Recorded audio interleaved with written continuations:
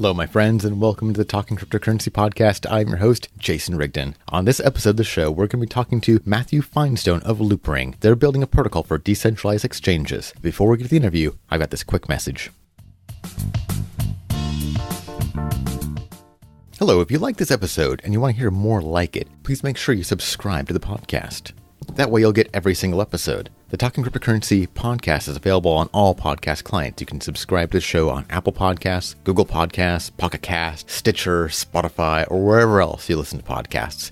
And if podcasts aren't your thing, I publish video versions of these interviews on YouTube and DTube, so you can subscribe there too. All the links to all that stuff is going to be in the show notes. So please, if you want to hear more of this show, subscribe.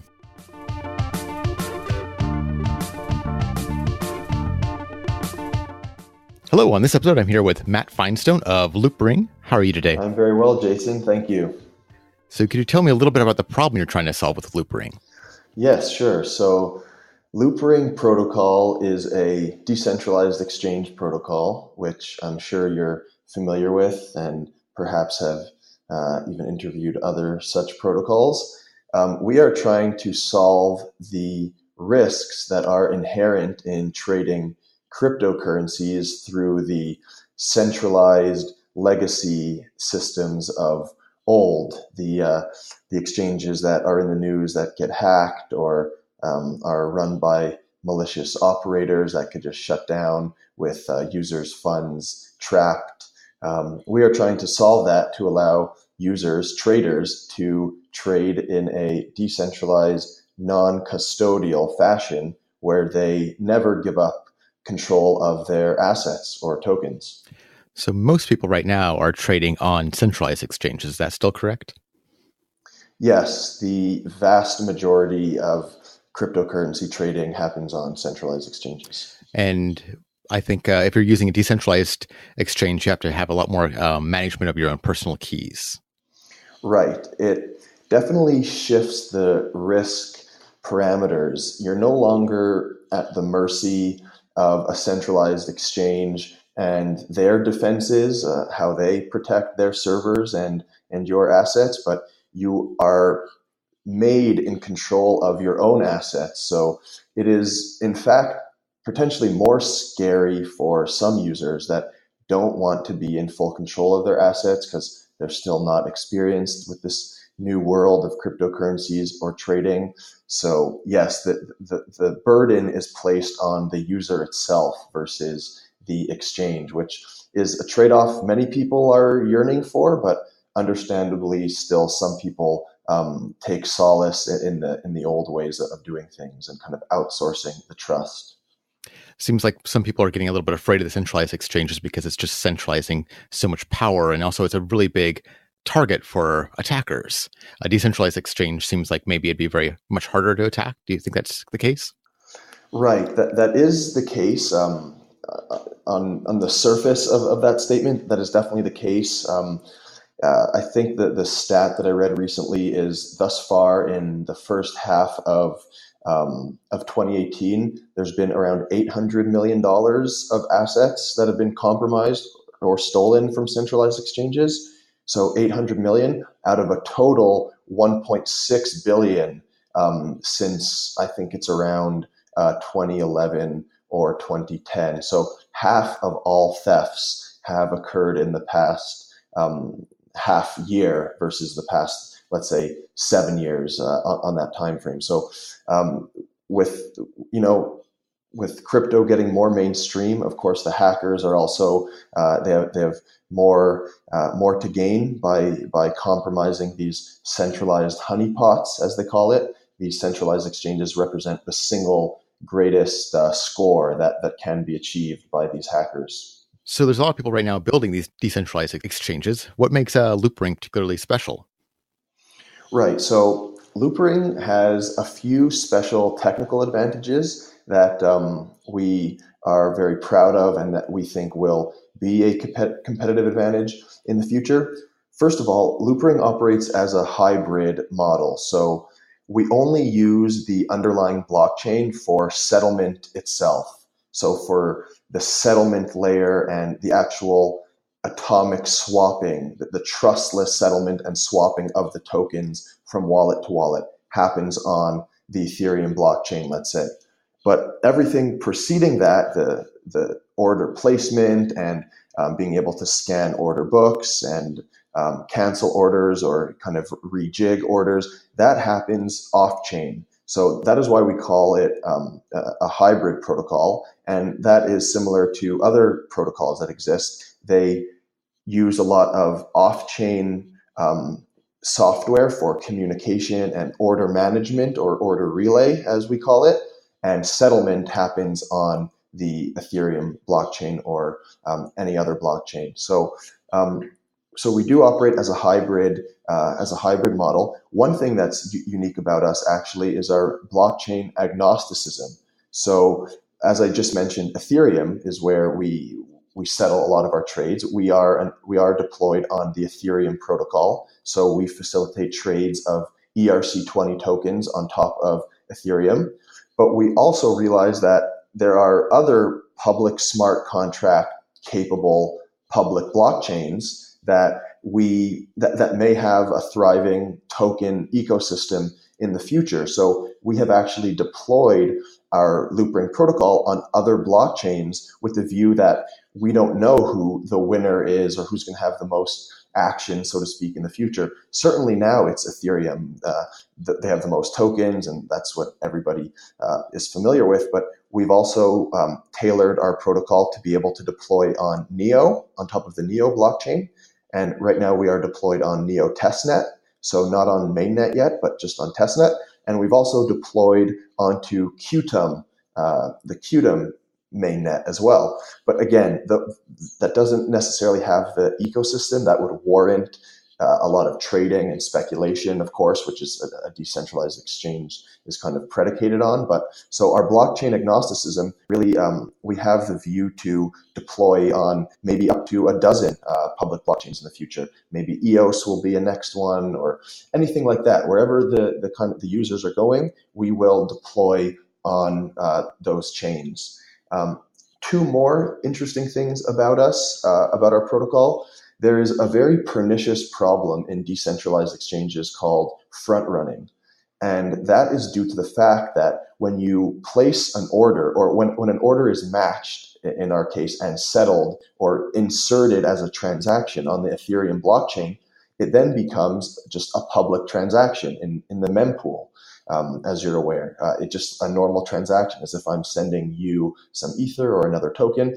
The actual trade, the trustless trade, just becomes a public transaction in the mempool, which people could see. Either a malicious snooper could be listening for such events and see, oh, here's a big order, or it could be a miner that sees this transaction and says, oh, that's a pretty good price for token A, given token B. So I'm going to actually front run this and insert my address with the corresponding amount and kind of front run and steal this order. So that is a really pervasive problem. And it's something that has kind of just been taken in stride, and there has been some solutions, but none of them are very efficient.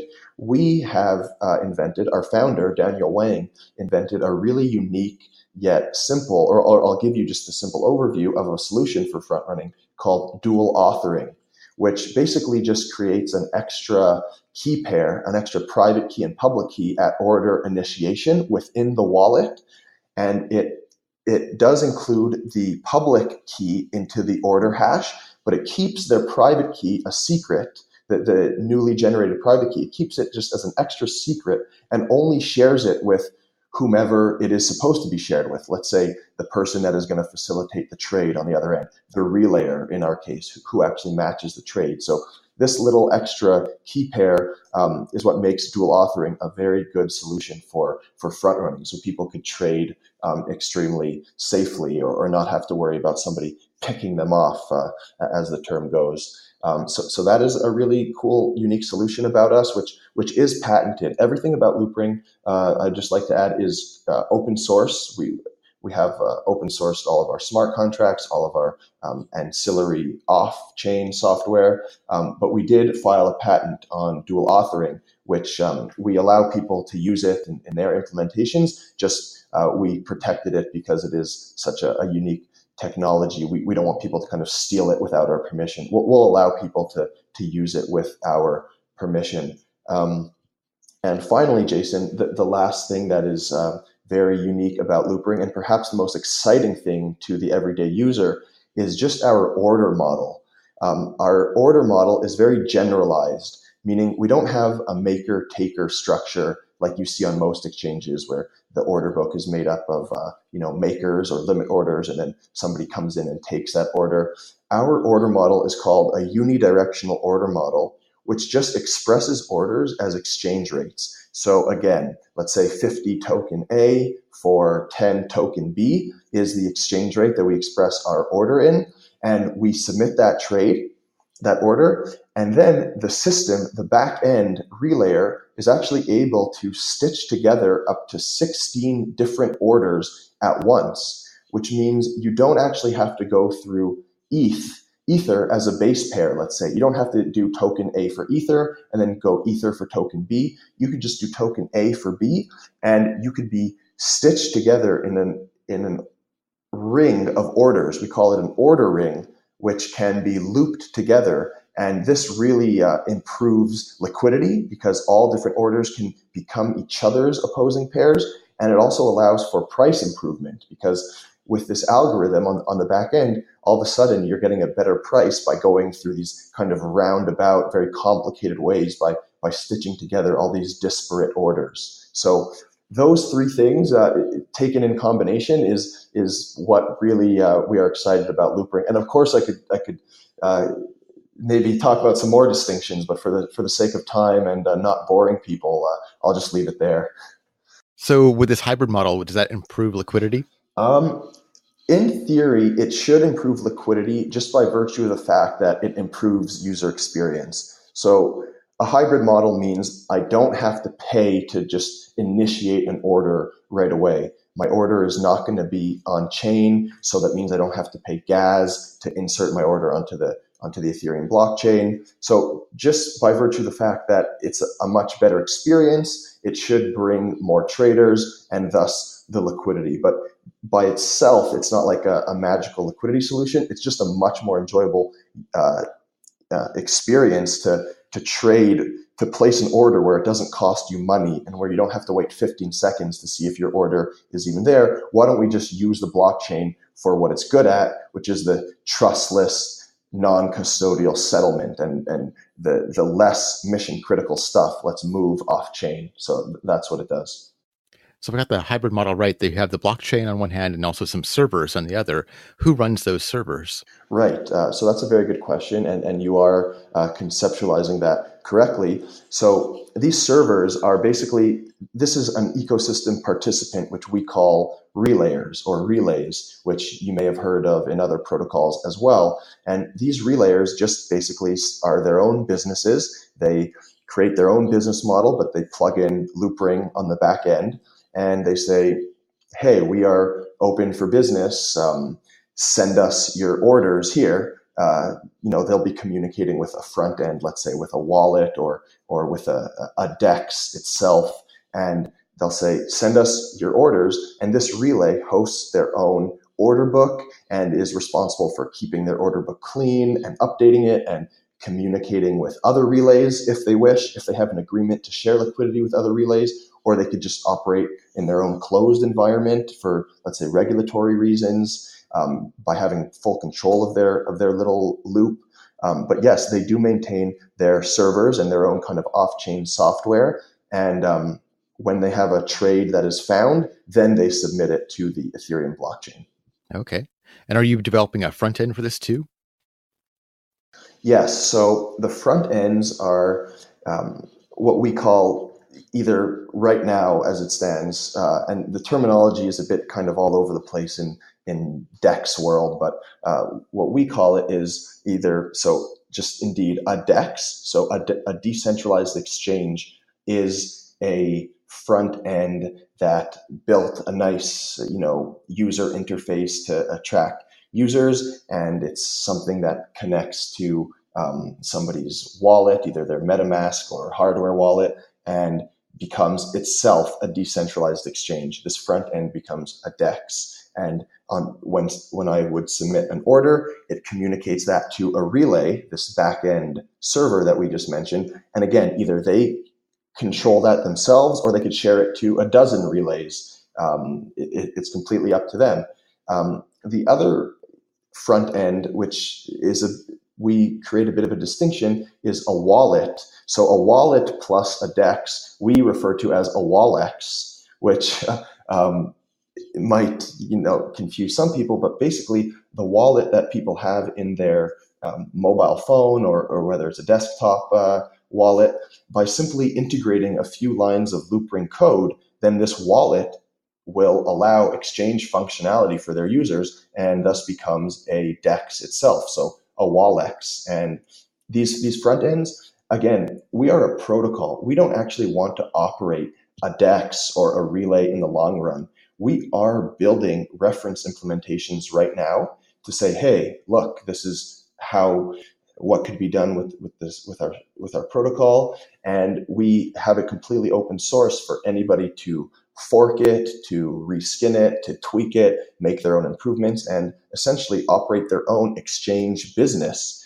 But yes, in fact, we do have our own front ends right now, which maybe you would list in the show notes, but they're called Looper. Looper is a WALLEX, meaning you could create a wallet. It's a web WALLEX, so you could create a wallet just like people may be familiar with doing on My Ether wallet. You could create a wallet and start trading immediately, or you could plug in your Trezor or Ledger or MetaMask. And the other reference implementation we have right now is called Circular. And that is not a WALLEX because you cannot create a wallet in there, but you could plug in, again, your Ledger, Trezor, MetaMask. So those are our two front-end reference implementations right now, just to get the ball rolling. But it's our dream eventually to basically not operate any of our own stuff and basically just be the underlying infrastructure that third parties are running. Keep it very decentralized. Yes. Despite the fact that there's a hybrid model, and with the servers, to me, it initially seemed like who is going to run the servers, but now I see it's pretty much open to anyone, kind of.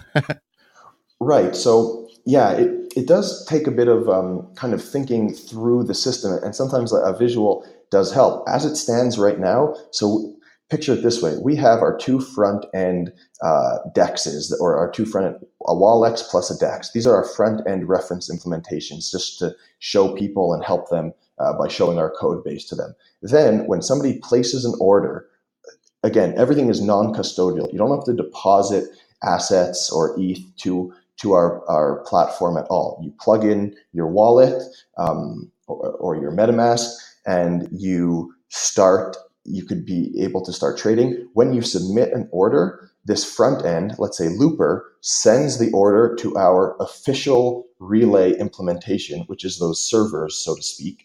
It sends the order to our own relay right now, which is, again, just a reference implementation, which one day we hope to not operate. And in fact, all of this is completely non-profit projects. We seek to make no money from our front end or our back end. This is just, again, to show what is possible. And then when third parties take it from there could end up being 1,000 front ends speaking to, let's say, 100 relays on the back end.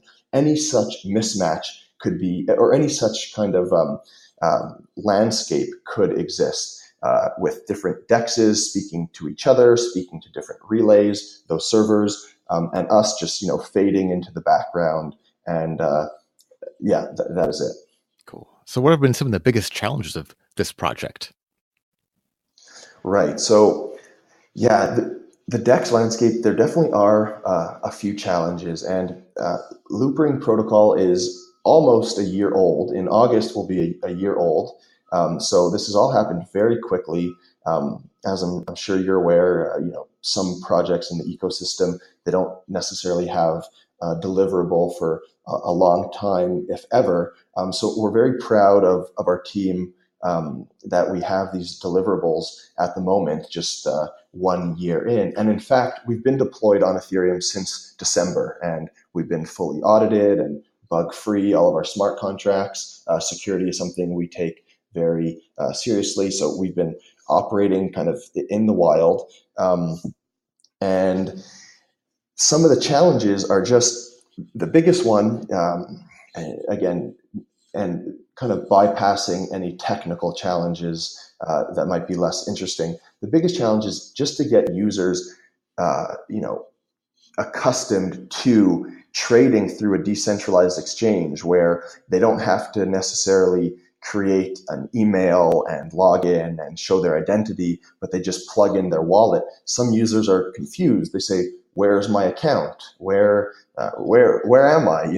And understandably so. It's just a new paradigm. So the user experience. A lot of people in the space, always mention that just user experience and user education, getting people on a nice on-ramp to be comfortable with trading is the biggest problem. And really what that translates to right now, the real problem is just a lack of liquidity.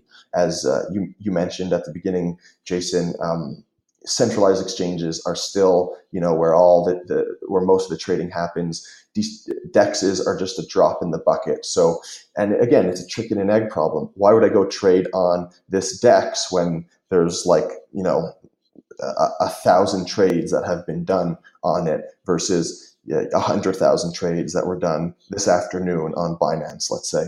So it's just a chicken and egg. When are people going to start using DEXs? And the answer is A, when they become educated and feel safe enough and kind of knowledgeable enough to use it, or B, when the risks of centralized exchanges just become so obvious and these hacks start to number in the billions per quarter, let's say, and everything. I'm not saying I wish for that to happen, but if these hackers become sufficiently motivated and, if the crypto ecosystem is going to grow such that Binance and Coinbase represent honeypots that, are billions of dollars of scores, then we might say, okay, enough is enough. I want to trade non-custodially, where I never give up my private keys, where my Trezor or Ledger or MetaMask always stays in my control. And that will bring liquidity, which improves user experience, and so on and so forth. Yeah, that just starts kind of snowballing on its own. And then people are like, well, why wouldn't I be on this decentralized exchange? Why would I take the risk to go on the centralized one? Exactly. So what are some of the plans for the future for this project? Right. So our plan right now, and where I focus as Director of Business Development, is trying to get third parties to build on top of us. As I said, we are a protocol. We don't want to be a DEX itself or the relay on the back end. We are the plumbing. We are the infrastructure and the tools for other people to build businesses for themselves. The same way you see these days how some centralized exchanges are offering white label services to people, saying, hey, create your own exchange, reskin it, call it Jason's Exchange, and start marketing it to people in the Seattle area. And, then you'll make money on trading fees. That is what we want to do, just with this new decentralized paradigm, saying, hey, here are our smart contracts. They're right here on GitHub. Here's our other software, the kind of relay and messaging and order broadcasting and order matching software. Make your own exchange. Call it Jason's DEX, and you will charge a trading fee, just like every other exchange experience. And may the best experience win. You'll market it, you'll get users. Maybe you will cater to a specific niche, such as maybe like a bit of a little meta joke here would be a DEX that only trades DEX tokens. Oh, yeah. So your DEX would only trade our competitors or the other ecosystem, et cetera.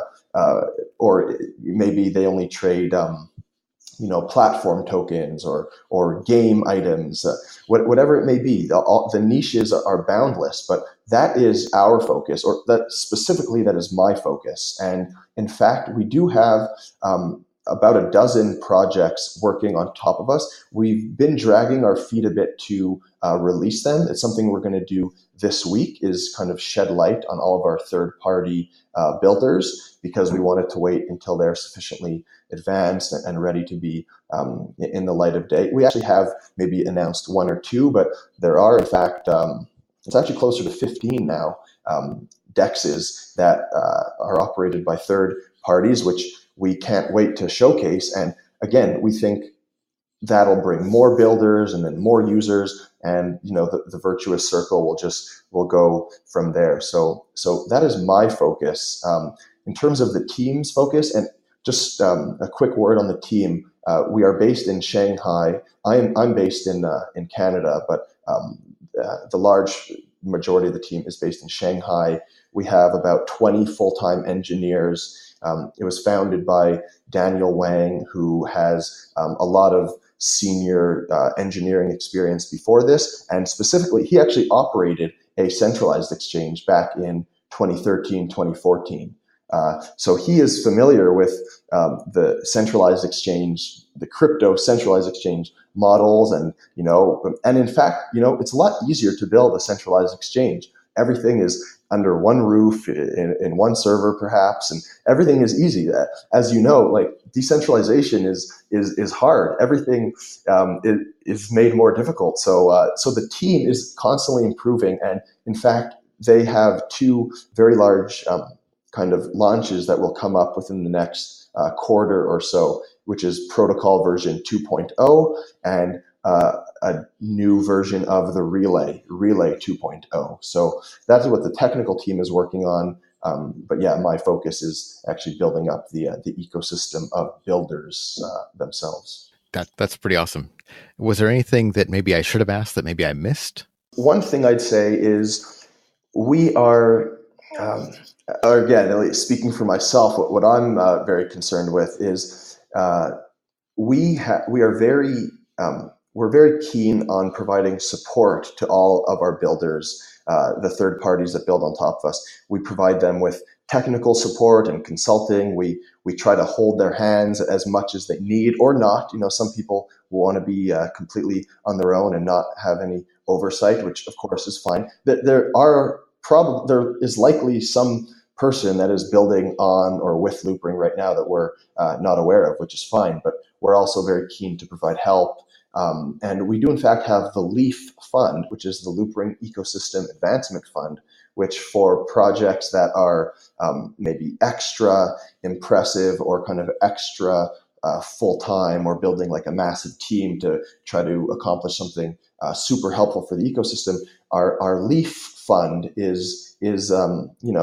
it exists specifically for this reason, to help support the ecosystem. So any builders in your audience, any listeners out there that want to get involved, I would urge them to either start building a project and open up their own DEX business, and maybe even get in touch for some type of LEAF support or technical support, and just start experimenting with DEXs. Oh, that's really awesome. I'll make sure I have all those links in the show notes. Thank you so much for coming on. It's a really great project. I'm really excited about decentralized exchanges. You folks, I think, have the best model I've seen so far. So this might be it. Wow, thank you so much. We really appreciate that. One thing I'd like to end on, there are certainly a lot of DEX projects. It's kind of, it's been a hot kind of subsector of the space, and we are friendly and in fact do speak with a lot of our, contemporaries. And we don't actually view them as competitors at all, because really our first enemy, and I don't want to use that word, but the first person we should be, the first kind of line of defense we should be seeking to break through are the centralized exchanges, of course. So our kind of DEX compatriots, we are very happy to see them succeed. There's a lot of good projects out there. We, of course, like our model and the flexibility that it offers. But there's lots of great projects out there, and we think ultimately it's not going to be a winner-take-all market. There's going to be different protocols that facilitate different sorts of trades, and we're keen to see the whole kind of DEX ecosystem evolve, and then we'll get worried about maybe market share within that. Yeah. But a long way to go. Yeah, well, that's a fantastic attitude to have. I mean, you guys are all kind of trying to solve the same similar problems, and who knows what cross-pollination can help. And yeah, the future is looking pretty crazy. Indeed. You'll have a good glimpse of it with your guests. Yes. I'm sure. Well, once again, thank you so much for coming on the show. I'll have all the links in the show notes. Thank you. Thank you, Jason. Appreciate it.